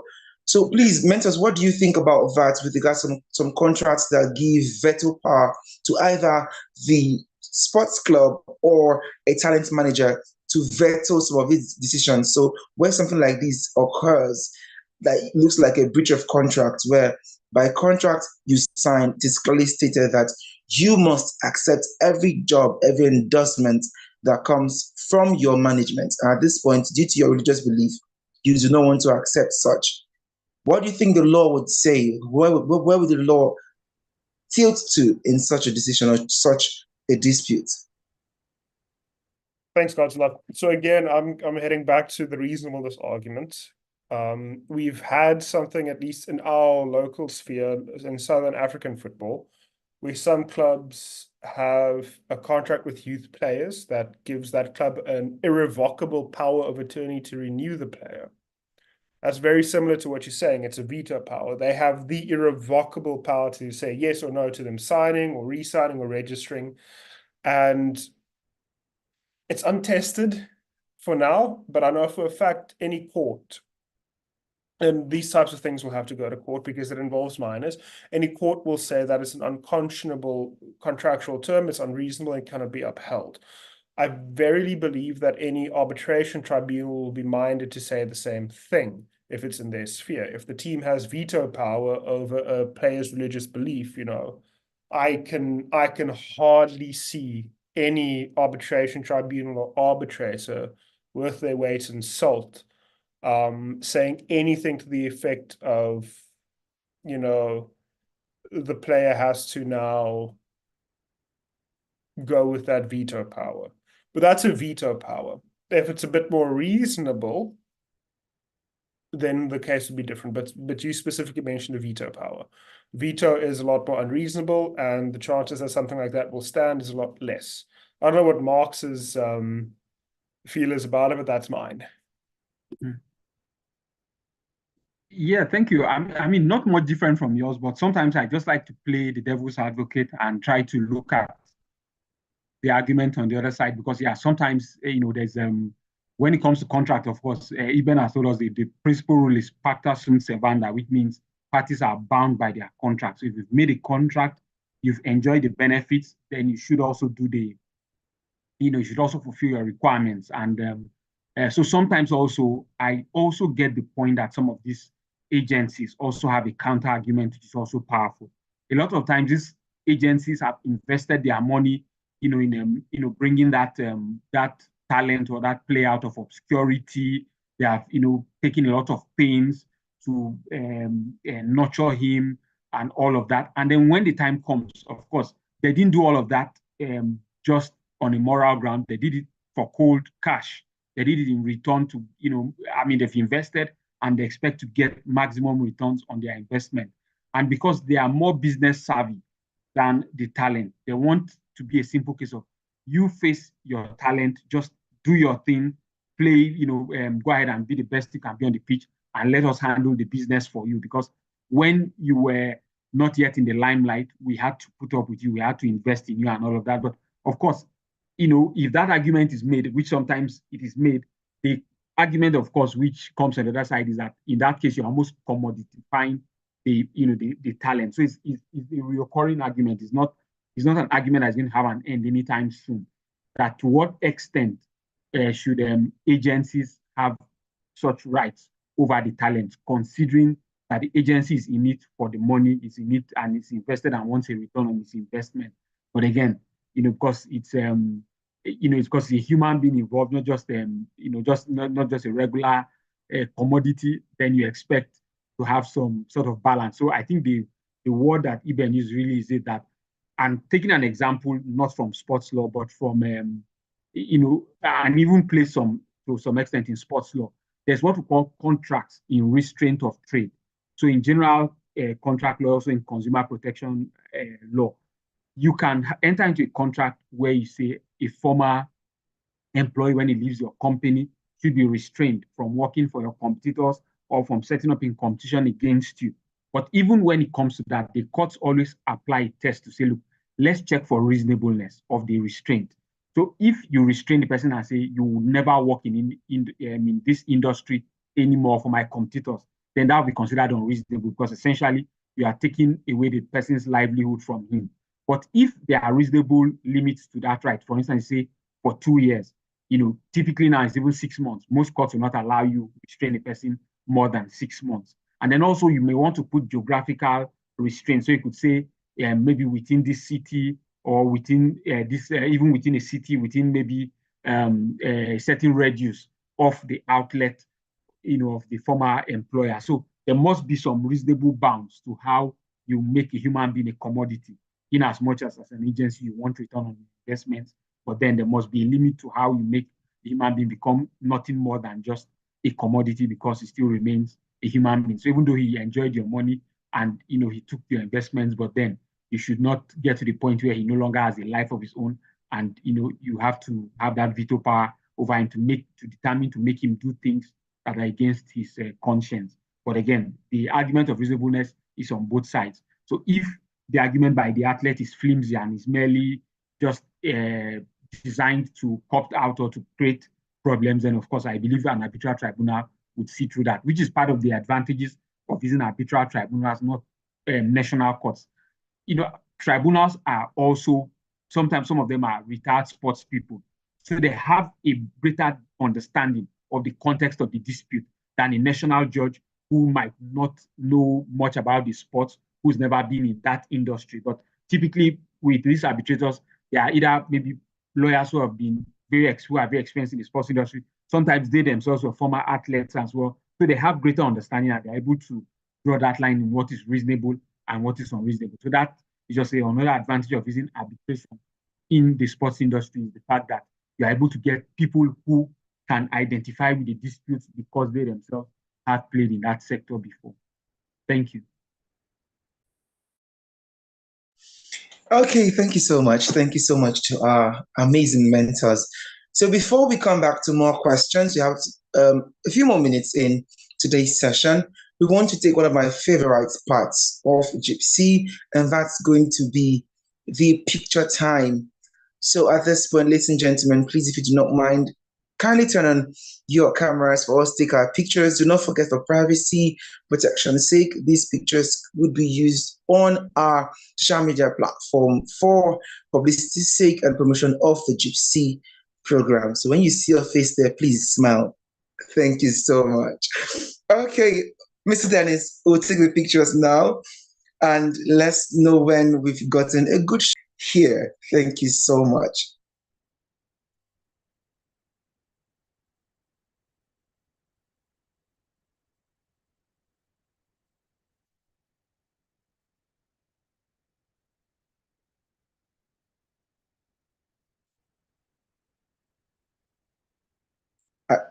I'm proud that our mentors are smiling. Please, mentees, smile. They are giving us so much wisdom this evening. After today, I'm going into a sports complex. I'm a sport lawyer from today.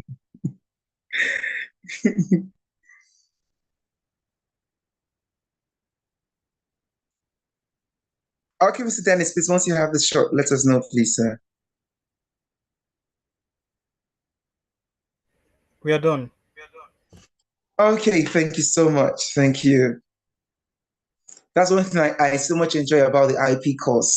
Mentees are always here because it's, I think, one of my most interesting parts of the program, this picture time. You get to see faces and know those you've been interfacing with. So can we get some last minute questions for our mentors before we call it a wrap on today's segment or today's session of the IP course? Okay, I see a hand up. Although there's no name there, okay, the hand is down. Okay, Mr. Charles, your hand is back up. Do you still have a question? Yes, I have a question, sir. Please carry on. My question is, I just pictured Cristiano Ronaldo's incident where he took out the bottle of Coca-Cola and then put back water on the table and all of that. So for Coca-Cola to be on the table, they must have gained the rights to be on that table for that event and stuff like that. Now my question is, Ronaldo doing that now ridicules Coca-Cola in a way, and then thereby making loss in terms of their profit that they were supposed to make and all of that. So my question is, can Coca-Cola sue Cristiano Ronaldo for that act? That's a good question, Charles. It goes back to the contract. So the sponsorship would be either between Coca-Cola and the club, or Coca-Cola and the league or the competition. And the contract between the sponsor being Coke and the competition or the league will state that the league or competition must ensure that all participants, clubs, and players respect Coca-Cola's rights.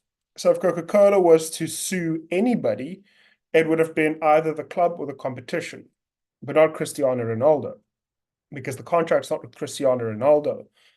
So any litigation flowing from that would be against them and not Cristiano, which is interesting because Cristiano did damage their reputation. He did cause actual loss to them by breaching, well, not his contractual obligations, but by acting in a certain way.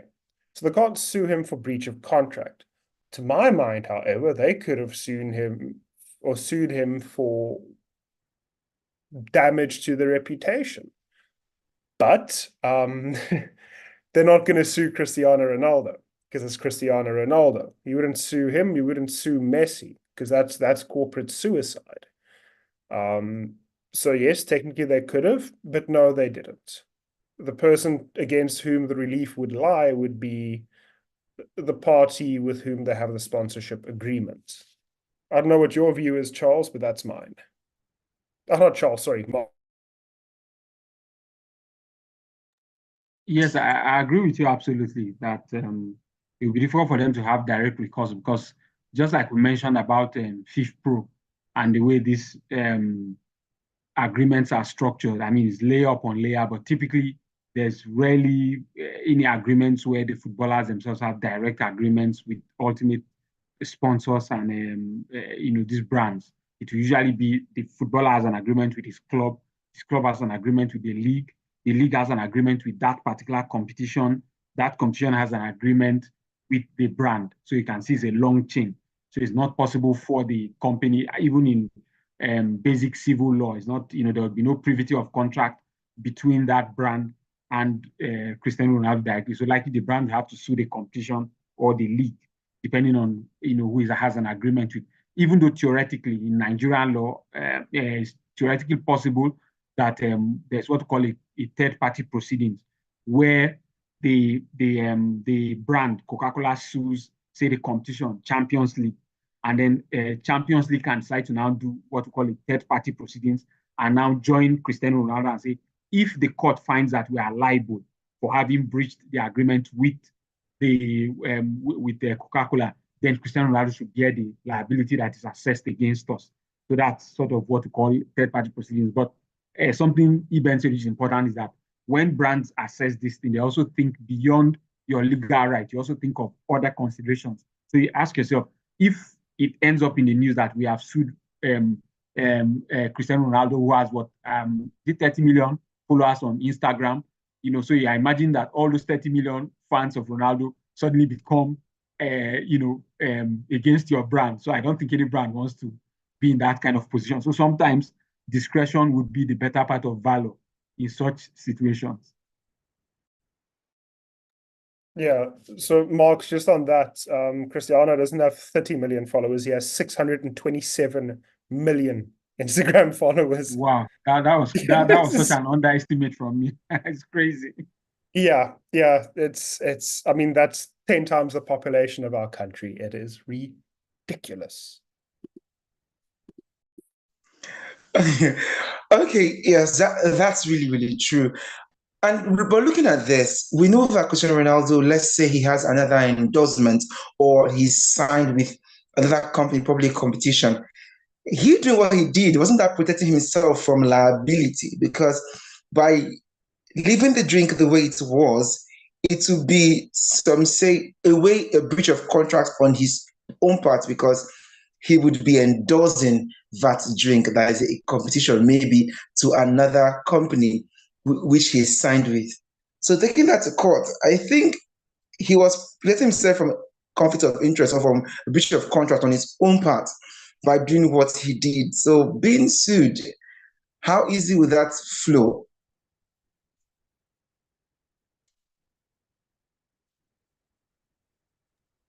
So I'm not sure if Cristiano moved the Coke bottle because of a pre-existing sponsorship with like Pepsi or whatever, but I do know that he has infamously stated in the media that his son will never be as good as he is because he drinks Coke. So I think it was more a personal thing for him than anything else. I don't know. That's a disputed fact. But if Cristiano had an existing contract with, let's say, Pepsi, and that Coke bottle is now in front of him, then prior to the press conference or competition, something between the stakeholders had to have been organized so that neither sponsorship agreement is breached. As for which one would prevail, normally it's the one that occurs first in time. So let's say the Coke sponsorship occurred first, and then Cristiano got the Pepsi sponsorship after. Then the Pepsi sponsorship would be beholden to the Coke one, and vice versa. But as for why he did it, I just think he doesn't want to promote sugary drinks. It's as simple as that. How he would be sued, I want Marks to tackle that one because he specifically mentioned third-party proceedings, which is a very interesting aspect of litigation.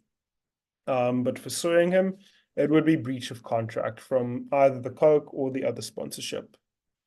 Depending, of course, if he had a contractual obligation. If not, I don't see any cause of action for litigation. As for jurisdiction, that's just a tangent. But yeah, what do you think, Marks? Yes, I agree with you. And even I want to pick your thoughts because it's something already brewing in Nigeria. I mean, like you said during your presentation, we do not yet have a dispute resolution chamber. It's not been set up yet. I mean, and I'm sure, Ben, you'd know that our NFF has always, fallen afoul several times, suspended by FIFA, all kinds of challenges. I mean, yeah, in fact, a friend of mine actually is one of the major lawyers in the litigation involving, in the Nigerian courts that has always perennially brought up the suspension and the threats from FIFA and all of that. But I would want to pick your brain on this. Now, in Nigeria, we have a specific court called the National Industrial Court. The jurisdiction of that National Industrial Court, donated to it by the Constitution, covers all employment and labor-related disputes. And the argument has been made, and even though we do not have a live case yet, but I suspect we would have one soon, is that so far as the Nigerian law seems to be concerned, the Constitution weighs higher than whatever agreement is between FIFA, NFF, and the footballers. So I wonder whether you've seen any other country where that argument has been made that employment-related disputes should be handled by the employment courts created in that nation, and that should trump the FIFA dispute resolution procedure. Has that argument been made, and what do you think would be the outcome? It has been made in South Africa, actually. I think like 4 or 5 times, and every time.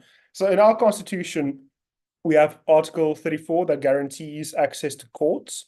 We also have very robust labor protection. I think it's the best in the world, theoretically, at least the Constitution, as far as the Constitution is concerned.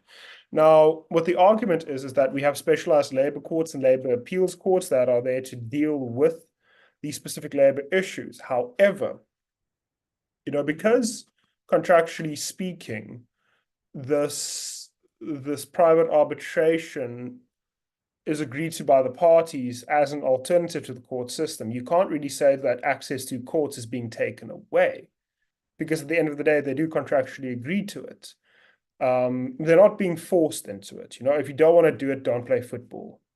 It's honestly as simple as that. Now, in Nigeria, I verily believe the same thing was going to happen. I don't know. I know about how the NFF has fallen foul a bit. My colleague and I actually presented a paper in The Hague in October of last year on, how FIFA's suspension of Nigeria, Benin, Kenya just perpetuates colonialism because of how they're doing it. But that's a conversation we can have another day, and I'll let you know when that article is published. But the nub of the matter is that yes, you have a constitutional right to access to courts. I'm sure the Nigerian constitution guarantees that. But, I'm fairly sure the Nigerian constitution also has a limitation of rights provision, right? And I verily believe that limitation of rights, if it is applied, will apply to a contractual stipulation that says you have to go to private arbitration instead of court. No, provided, of course, at the private arbitration, your NDRC provides proper protection. As whether or not it will, we don't know. I'd very much like to get involved with the NFF and help them set that up, actually. We've done it for a couple of African nations now, and Nigeria is on my radar. I want that to happen as soon as possible, because Nigeria is, you guys are a beautiful country. It's honestly a gold mine just waiting to be exploited by the African people and not just Europe this time. But yeah, tangent, sorry. But that's my thoughts. Thank you very much for that. So incidentally, I sit on the ESCO of the Bar Association section on business law, sports and entertainment and media committee.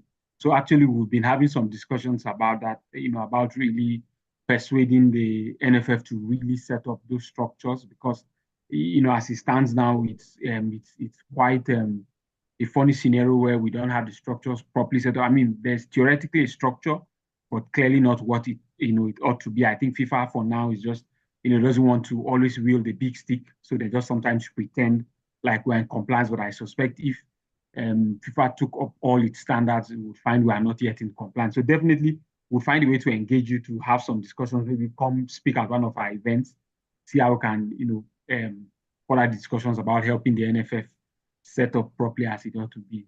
Thanks so much. It's a pleasure. I've already sent you an invite on LinkedIn, so we can just discuss time. Great stuff. Perfect. Thanks, Mark.